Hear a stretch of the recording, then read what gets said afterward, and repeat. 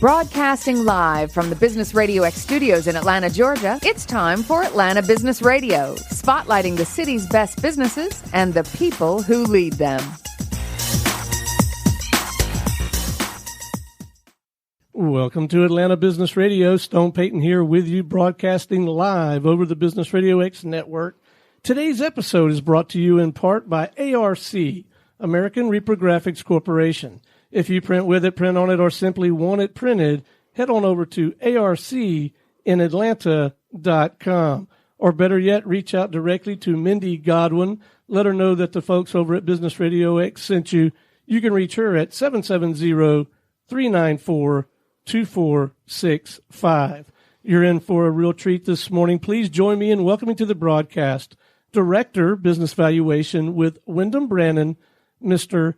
Tom Brooks. Good morning, sir. Good morning, Stone. How are you? I am wonderful. We're delighted to have you on the show. Really been looking forward to this conversation, and maybe a great place to start to educate at least me, maybe many of our listeners, this whole body of work, this domain of business valuation. What's it about? How does it serve people?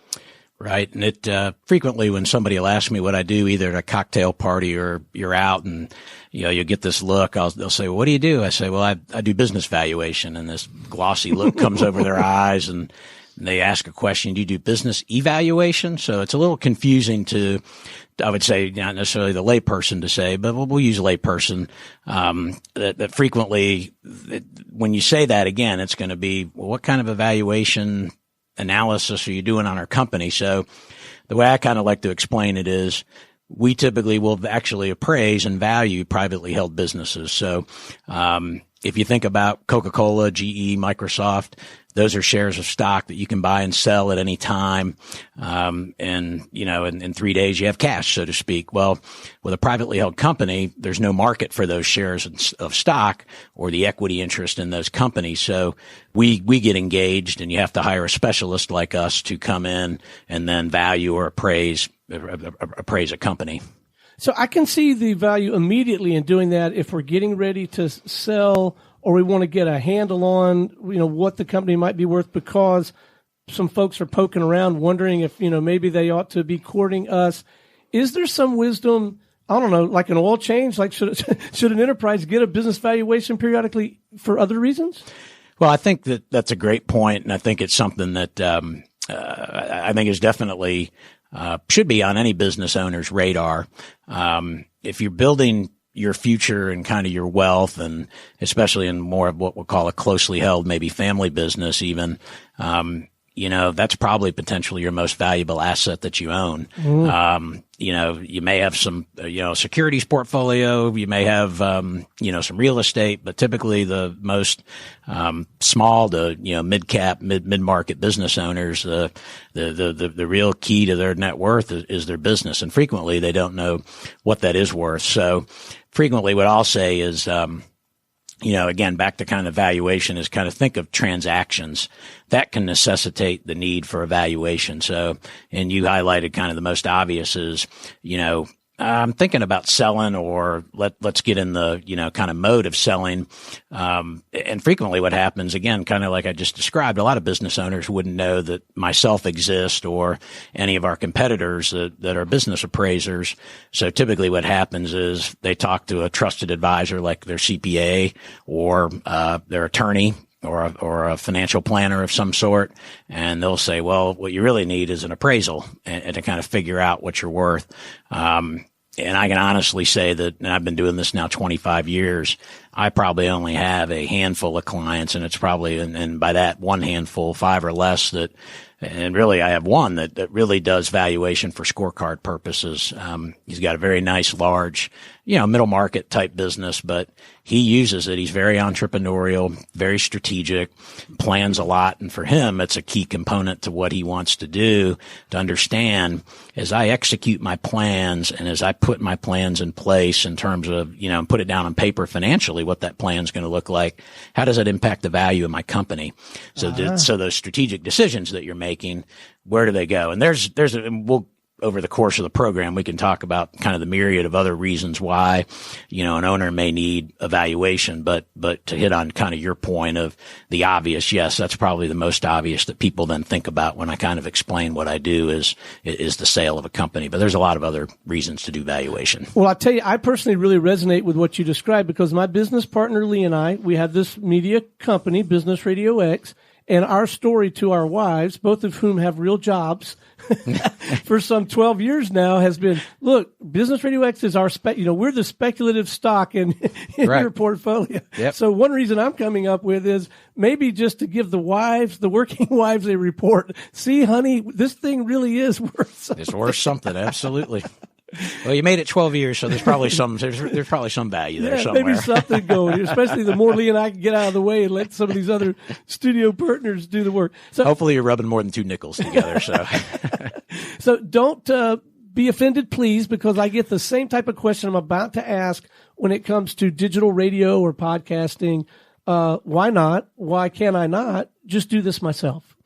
And certainly you can. Okay. But many business owners, we find, when you look at it, they may not be equipped kind of in the accounting and financial realm to do it. Oftentimes it's, you do come across business owners, and this has happened frequently in my career, where they believe, and they may be right, they have a really good feel for what their business is worth, but it's going to be more feel. You wind up with a lot of rules of thumb that occur in industry. So, frequently, and maybe from just a high level to say, well, wow, the businesses in my space trade at 5 times EBITDA, or, some industries are revenue based, at 1 times, 2 times revenue, whatever it is. That may help satisfy what you want, but the real answer that could be different. I'll give you an example that, where I've seen kind of the rules of thumb. I think in this last year really kind of play out, or I've found some, I'll say some conclusions that seem to go against the grain of the rules of thumb that are out there. So this past year, we had the opportunity to value close to 25 dental practices. And the rule of thumb for dental practices is 0.6 to 0.8 times revenue. And even all the dentists I work with, they were, you raise your hand in a room, and they all said, yeah, that's kind of the rule in the space that we operate with. But what I found, and we're actually kind of putting some of our data together, we're still finishing our work, but I think we're going to develop kind of a meaningful article about it that we're going to publish, is that many of our the implied multiples. So we valued all these dental practices, and each one of them, now you can take their value and divide it by revenue or EBITDA. And I think we're going to find, for the practices that engaged us to do their work, there certainly may be some in that 0.6 to 0.8, but I have a lot that are much higher than that. And so now, why would some of them be higher? Are they doing some things that are just position them to be? Yeah, why? Well, in this case, these dentists are all kind of a common client of another firm that does some consulting with them, and so they're very strategically focused on their growth. And so part of one of the exercises that we had for them is they needed to put together their 5-year plan kind of financially and put it down on paper. So again, a rule of thumb is just that. I mean, and it's easy to apply in this case. So if you had $1 million in revenue, and within the rule of thumb, if you were 0.8 times revenue, it'd say your business is worth $800,000. But the real answer is to value a company. There's multiple methodologies and multiple generally accepted methodologies that we would use. And, one of those is discounted cash flow. So the concept, and this hopefully is a concept for business owners and your listeners, that, it's really the concept of, think of the definition of value. Typically, it's not what's happened historically. Think about the prospectus you may read from your own broker advisor. Hey, the portfolio we're going to put you in may not perform the way that it has historically. And the definition of value to me is very simply the present value of future cash flows. So that is one of the primary methods we do want to look at really with any business.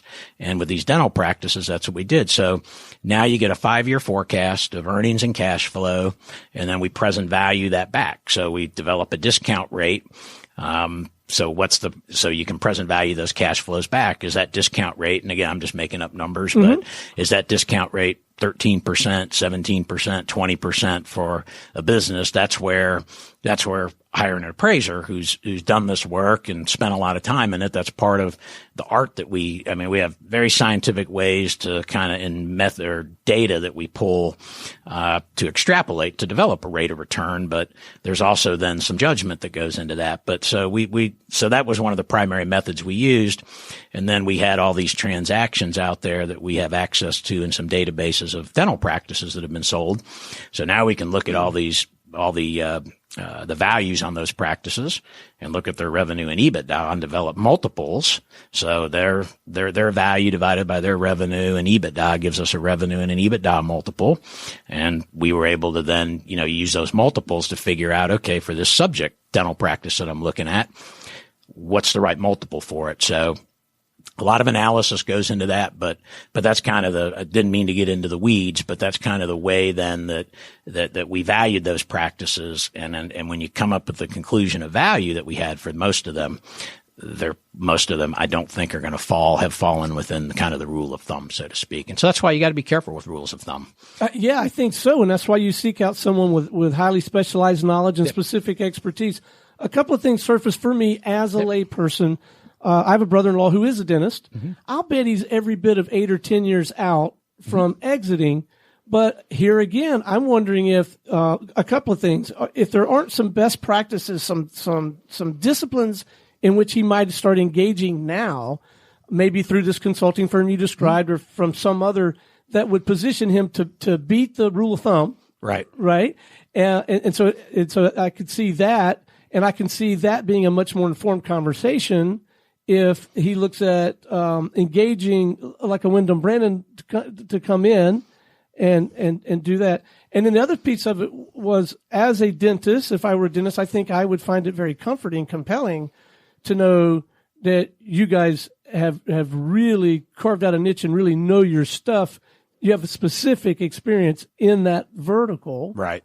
So, have you sort of gravitated to a handful of verticals like that, or how has that been for you in your career? Not necessarily straight to verticals like that. I would say my career has been spent here in Atlanta, the 25 years that I've been doing valuation. So most of my career is mirrored probably most of the Atlanta economy, other than I don't do a lot of financial institutions. But other than that, so I'm not, we do some, light manufacturing, logistics, distribution, software. Kind of, you think about everything that the Atlanta economy is about in the Southeast, that's generally where I've been. So, certainly you can develop specialties, but if you think about a valuation project, a lot of ours maybe they're 6 to 8 weeks in duration. Again, when I've got a client like I described earlier that's using it as a scorecard, I see him annually every year, every 2 years or so. But many clients, it's, our work is transaction based. So it tends to be that they may see us once. Now, the only thing I would say is, you talked going back real quick that I think is worth capturing for regarding your brother-in-law or anybody that may be listening that's thinking about as an owner, thinking about selling, or they've got a client that's thinking about selling. It's always better to do those things and enter into these thoughts of whether it be appraisal or cleaning up your books, whatever that may be, earlier rather than later.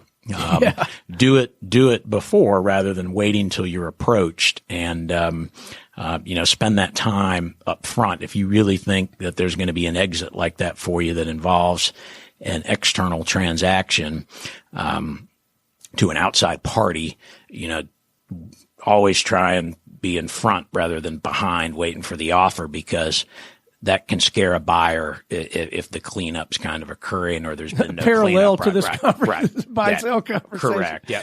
All right. So I got to know your backstory. How did you land here? I'm sure it wasn't a straight path. It almost never is, right? No, it's 25 years is a long time. So I graduated from Georgia Tech here locally.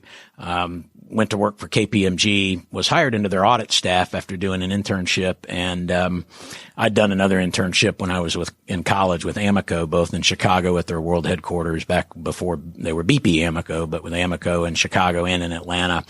And I had a friend a guy that I became close with, out of one of the Big Ten schools. And, he went into corporate finance group at KPMG. And I said, well, that sounds kind of interesting. So after I had accepted my audit offer, they introduced me around and they said, hey, work hard for 2 years, get your CPA on the audit side, and then we'll think about bringing you over to one of these consulting practices. And so I had graduated in June of 1994.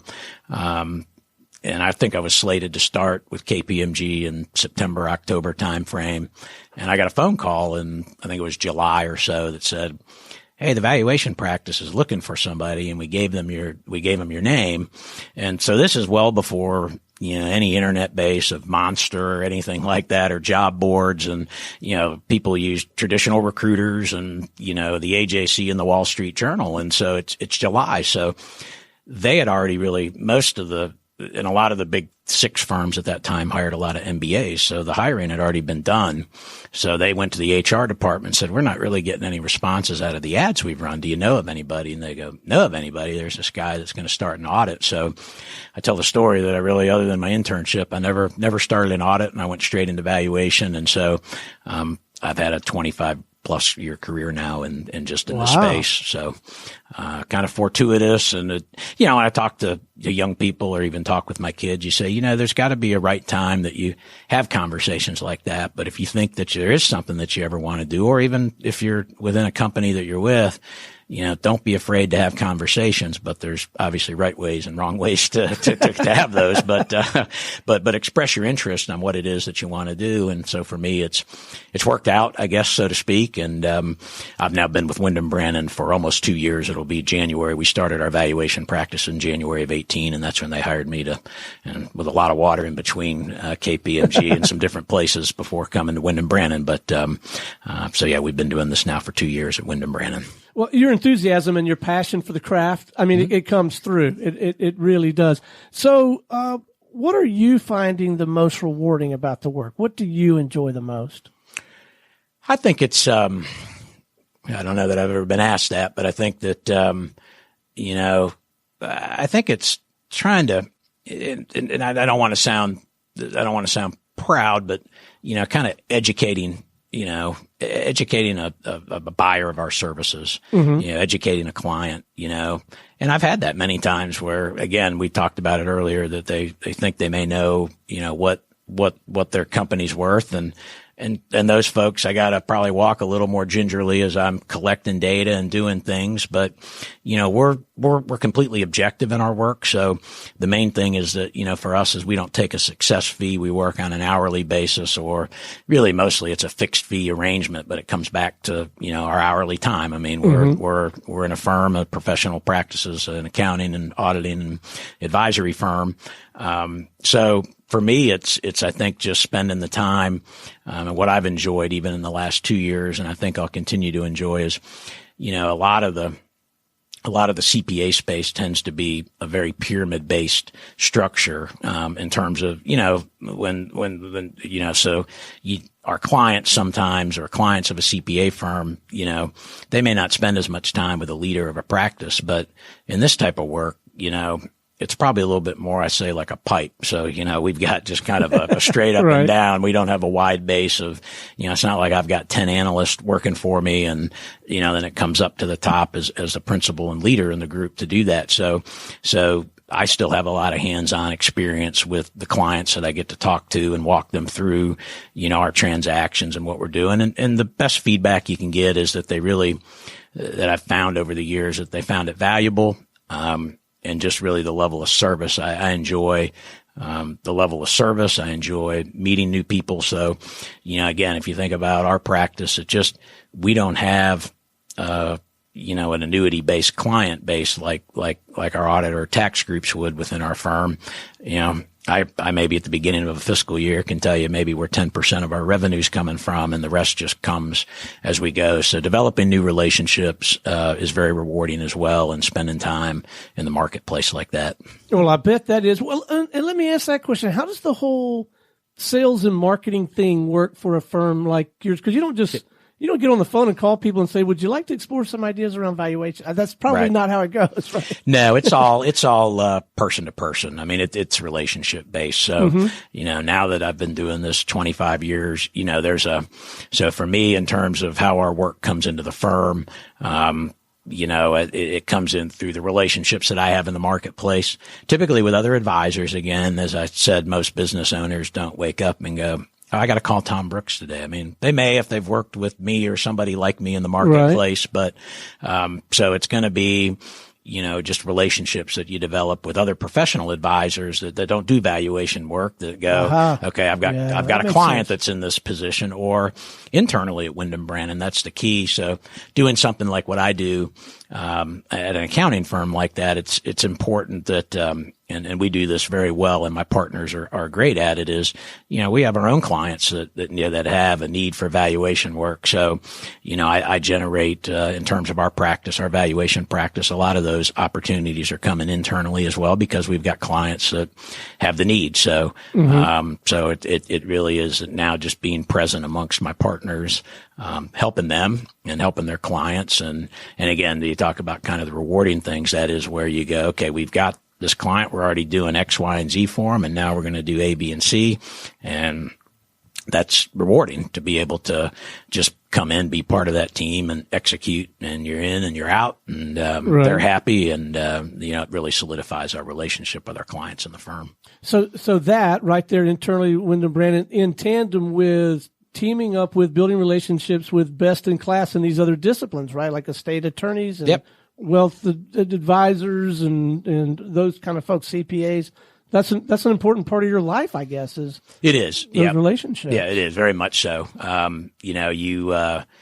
To do this, you really do have to have that is a big part of it. And it takes a while to get there. It's all about trust and the trust you must have to have between a guy who's managing my portfolio, and now he's saying, okay, Stone, it's time for you. I'm recommending that you and Lee sit down with Tom. I mean, this guy's really putting a lot of trust in you, and vice versa, right? It is. Yeah, no, absolutely. It's, that's where it, again, one of the rewarding things is just that, because now you know that people are putting themselves out there for you on your behalf. And, and again, many of the folks that kind of, refer us work or spend time calling and saying, Tom, hey, I've got this client with this need.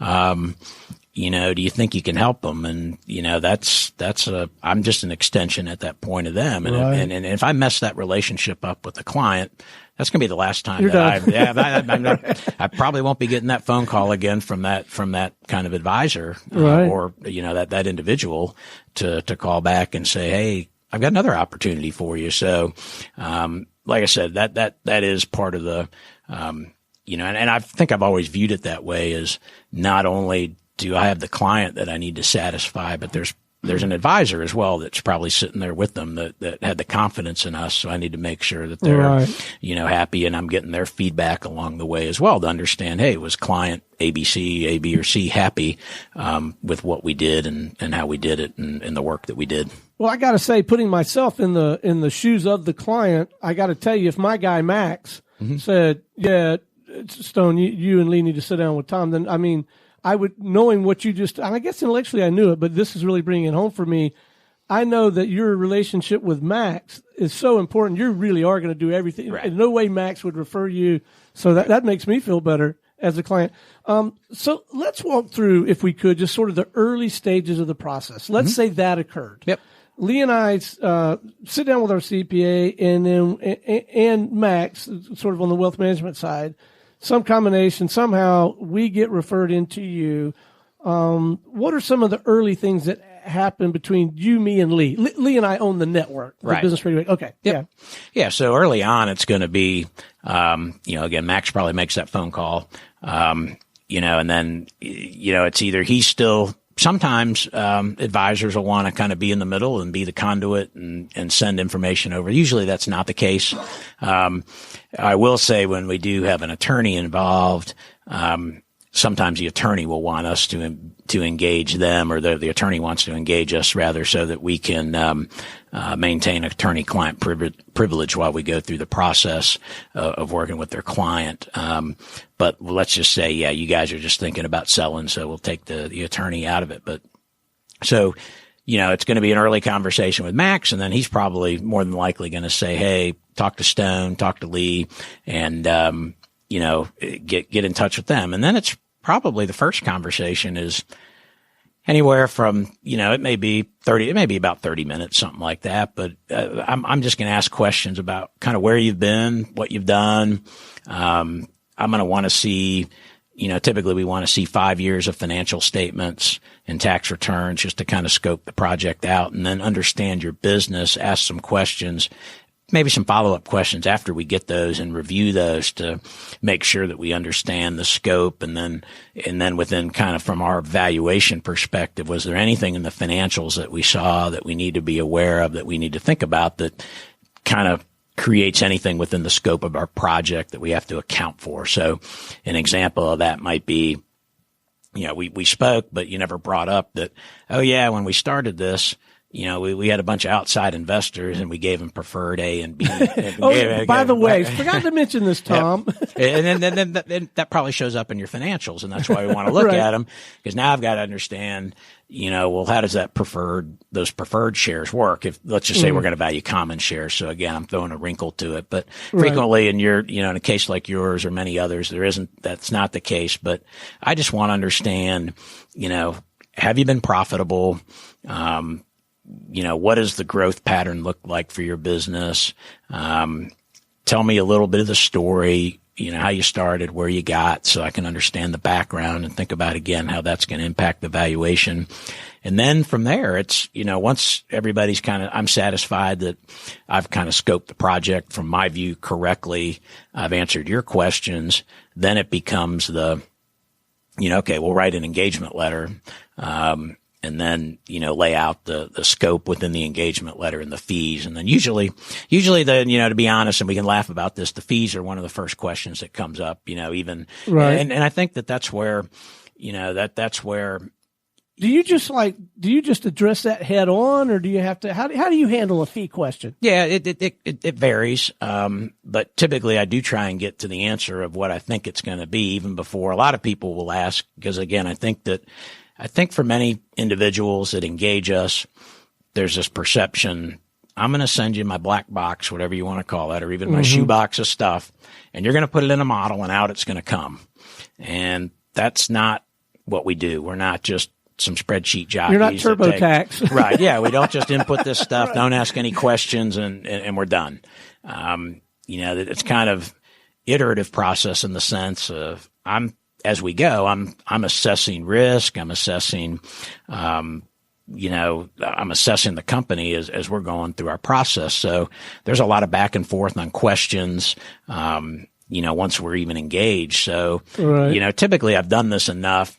And if it's a fairly standard type, again, I'll call it more of a fairly standard type of engagement, or using your example that you guys are thinking about selling down the road. So to help us with evaluation, I can usually probably tell you broadly, hey, before looking at anything or based on what you've told me, and I'll usually put it in a range, and then I'll say, hey, but let me look at what I've asked for, and then I usually will either tighten it up to a point estimate or a smaller range than what I've kind of outlined. So, but you can't, as professional services providers, and I would put our thing in that same bucket, since the way we do media is a little different than some. If you can't duck the question, because sometimes they won't hear any of the rest of the conversation if you don't address that fee question in some way, right? No, exactly. And so that's why, again, I'm going to address it. But, but, and then it's, and then it just becomes managing. Sometimes, every client's different. Some are, in this case, I trust Max, and, therefore I'm not gonna, may not have a lot of questions about the fees. And other people are, wow, I've got somebody that can do it for half or less, way less than that. And so, then it becomes, Well, that's data too, because that may not be your client, right? Right. That might be the right guy. Exactly. No, not every client's meant to be our client. And it's okay. What I always say is it's okay to lose engagements, and it's okay to lose engagements sometimes over fees. You don't want to be, that's to be what 90%. You want to lose them on, right? If you're going to lose, let's lose it there. Yeah, to me, if you're losing 90% of them on fees, then you've probably got a problem with your fee structure. But if you're told every once in a while that, wow, I really just want to spend less, then you're probably okay. You're probably in a good spot. And and I'm always happy to potentially have a conversation around, adjusting fees to see if we can get there, but it's usually not that market, or that marketable a change. Usually again, because we've done this and I've done this long enough that I've got a good feel for what it costs in our platform. And I think it's a very, our services are very competitive in the marketplace, but there are low cost providers out there. That's true of any business model there is. And so I can't necessarily go compete against that, but then I can try and compete on a lot of what we described. Your experience with us should be outstanding. And when you're done, I wouldn't say it this way, but I think I have a pretty good feel that for the individuals that think it's very black box oriented and may get surprised on the fees up front, when they get to the end, they go, yeah, that was a lot. I've had some clients go, that was a lot more information that I needed to give you and expected to give you. Think about it like, maybe the best way that I've thought to think about it is this as an owner, and use you're prepping to sell, but think about what a buyer is going to do to your company when they're coming in. If you've entered a letter of intent, they're going to have all kinds of advisors here, scrubbing numbers, doing due diligence, not only financial, but legal, HR. It's going to be, so think of it from that perspective. And I'm a hypothetical buyer. Usually our standard of value in most of our engagements is what we call fair market value. So, which is a hypothetical buyer and seller. There's more to the definition than that, but for now we'll just focus on, so think of it this way. What I tell clients is think of me as somebody that's like a buyer. So the questions I'm asking and the data that I'm asking for is no different than a buyer would ask you for. And to just say, send me this stuff and I'll run an Excel model and give you an answer. That's not, a lot of this becomes, going back to, think of many of, of your listeners that have been to business school. It's a SWOT analysis. That's part of what I do that's part of what while I'm doing our work is we're pulling together a SWOT analysis about the company. Every company that we look at is, again, we're thinking about it as an investment. So what for me is a potential, or not that I'm a potential buyer, but I'm stepping in the shoes of a buyer. And that's the kind of exercise that I'm going through as your provider of valuation services. That's a very helpful frame for me as a layperson to see it that way. So thank you for that description. It occurs to me, and I don't know why it's occurring this late in the conversation. But one of the reasons I have a great deal of admiration for you and the work that you're doing. Not only do you need to be an impeccable technician when it comes to the right questions and processing this information and delivering it and packaging it in such a way that I and my buyers and my stakeholders can all understand and make informed decisions on. But you got to have, what do they call it? EQ. I won't say therapist, but you got to be able to handle, because you might be telling me that there are parts of my baby that are not quite as pretty as I thought. There's that whole side of your work, right? Because some of these conversations, I assume, can get very sobering. They can, and I've had those where, you get the surprise on, you can tell either on the other end of the line or if you're delivering, our draft. Typically what we'll do is we'll deliver a draft first, because again, while we're, we know the process, we know what we're doing in terms of valuation, but, that doesn't mean that I couldn't have missed something or misunderstood something and some data that we have. So all of our clients get to digest what we've given them. And to the extent they want to ask questions or have me walk them through what it is, because sometimes it does. They get I'll call it a deck of schedules, and it looks kind of like Greek to them, and they really don't. And they'll say, I don't really understand what's here. Can you walk me through what you've done? But I have had, obviously, with 25 years, there have been those, as you described, the sobering conversations for an owner. even within some of these 25 dental practices, I've had some that have said, well, I think I'm going to come back next year. I was looking to do some equity grants to some of my associate dentists, and the value's not where I thought it would be. Or, you may have a dentist that's in a really small market, and now he's, for him it was, wow, I'm contemplating retirement. This isn't what I thought it might be. And that's, it's hard on that end, but that doesn't mean that even over the next few years, if he continues to, if he can change some things or grow, in this case, his practice was not as profitable as some of the others, but it's also, he's in a small market. But so, yeah, those conversations, I've had many of those over the years. And better to get all this from you than a potential buyer, right? To get blindsided. Let's get it now, just like no different than the patient of the dentist. Look, you either have a cavity or you don't, but if you do, you need to know it.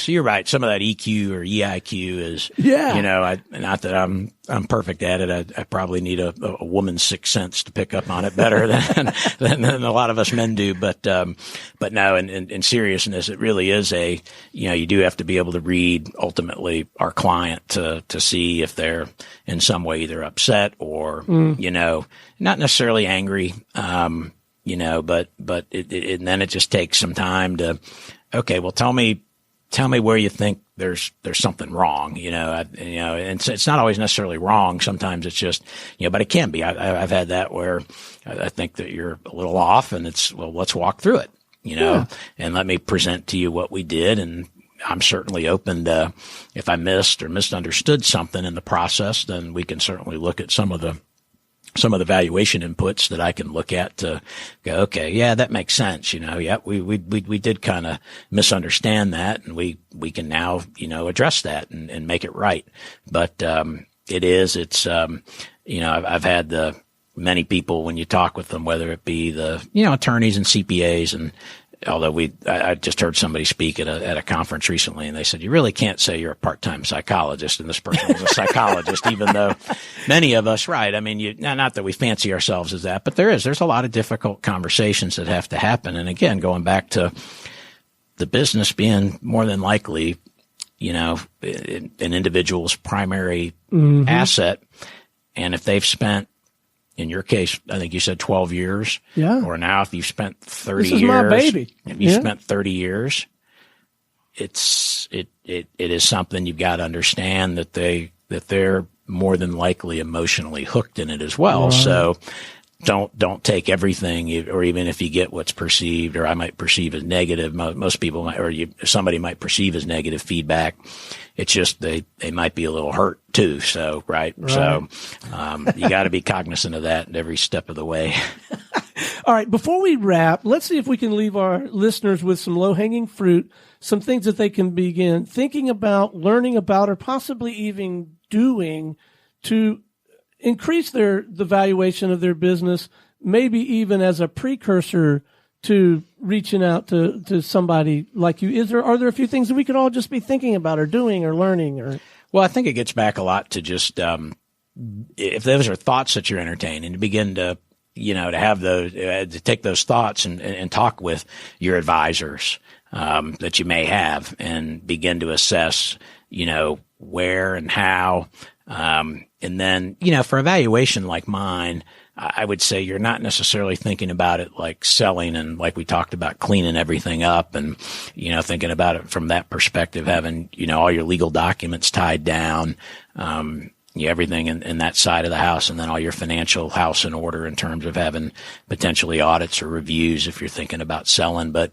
I think that if you are interested in thinking about, hey, what is the value? It begins to just have those conversations. And it's something easily too that I'm happy to do, on the front end with individuals to understand, well, what is it that you're thinking? Why is it that you think you want to understand the value?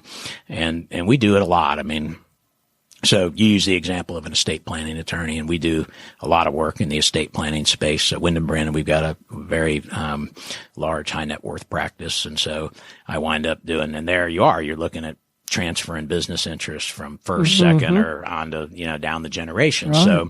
So we'll do that type of work. But, what I wanted to kind of bring that around on is just that, again, it's just, but the management planning side of it, that's typically the other very large area where I've done a lot of my work over time. It's because it's the classic, well, I was thinking about selling and I got approached, but again, I think that the main thing is if that's even in your realm, do you want to think about having that valuation first so that you don't have to be surprised and scrambling when somebody potentially gives you an offer and they start putting time around, let's get to a letter of intent. I'm very interested. But so if you can be educated yourself, I think that's the main thing, and just ask those questions. And, frequently, the advisors that, again, I'll presume that a valuation advisor is not seated at the table already, with you or anybody else is, you want to, I think, just begin to have those conversations. Hey, I'm thinking about this.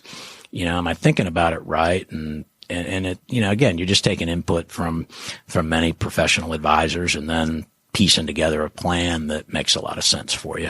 Fantastic. All right. So if our listeners would like to reach out, have a conversation with you or someone on your team, what is the best way? What are the coordinates, whether it's an email, a LinkedIn, a website, whatever you feel like is appropriate? Yep. It's, so email is easy. Tbrooks, so TBROOKS at WindhamBrannon.com.